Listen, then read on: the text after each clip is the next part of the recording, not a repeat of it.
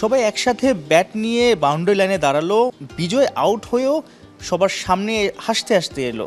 কি ঘটনা ঘটছে? এরপরই দেখলাম ইমরুল কায়েস ব্যাটিংয়ে নামছেন, তাকে আসলে সম্মান দেয়া, শ্রদ্ধা দেয়া, গার্ড অফ অনার দেয়া, এই বিষয়গুলো ঘটলো খুলনা এবং ঢাকা বিভাগের ম্যাচে। কারণ ইমরুল কায়েস তার শেষ সাদা পোশাকের ম্যাচটা খেলতে নেমেছেন রবিবার এবং নিজ দল খুলনার বিভাগের ক্রিকেটারদের কাছ থেকে সেই গার্ড অফ অনারটা পেলেন।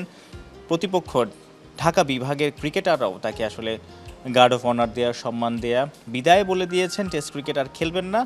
পাশাপাশি সাদা পোশাকে লাল বলের যে ক্রিকেট, ফার্স্ট ক্লাস ক্রিকেট, সেটার শেষ ম্যাচটা, শেষ ইনিংসটা তিনি খেলতে নেমেছেন। দুই পক্ষের কাছ থেকে আসলে আম্পায়ারদের কাছ থেকেও তিনি গার্ড অফ অনার বা সম্মান পাওয়াটা সেটা দেখেছি। তবে ব্যাটিংয়ে নেমে একদমই নড়বড়ে ছিলেন এনামুল হক পেসার। তার বলে স্লিপে ক্যাচ দিয়ে, রনিক তালুকদারের কাছে ক্যাচ দিয়ে তিনি প্যাভিলিয়নে ফিরেছেন। খুব সংক্ষিপ্ত সময়, খুব কম সময় তিনি 22 গজে ছিলেন এবং আসা যাওয়ার মধ্যে কিন্তু দুই পক্ষের ক্রিকেটাররাই তাকে আসলে সম্মান দিয়েছে, শ্রদ্ধা জানিয়েছে।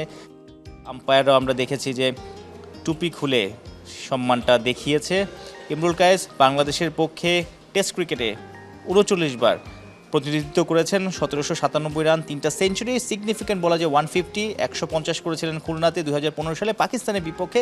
সেই ম্যাচে তামিম ইকবাল কিন্তু ডাবল সেঞ্চুরি হাঁকিয়েছেন। ওডিআইতেও তার রেকর্ড আছে বেশ কয়েকটা ভালো, 4টা সেঞ্চুরি আছে, 144 বেস্ট। জিম্বাবুয়ের বিপক্ষে একটা সিরিজেই তো তিনি অসাধারণ পারফরমেন্স করেছিলেন 2018 সালে, 2400 রান আছে ওডিআইতে। ফার্স্ট ক্লাস ক্রিকেটের কথা বলতে হয়, এই ম্যাচের আগে 137 ম্যাচ খেলে 7930 রান ছিল তার। 70 রান করলে তার 8000 রানের মাইল ফলক হতো এবং শেষটাও দুর্দান্ত হতো।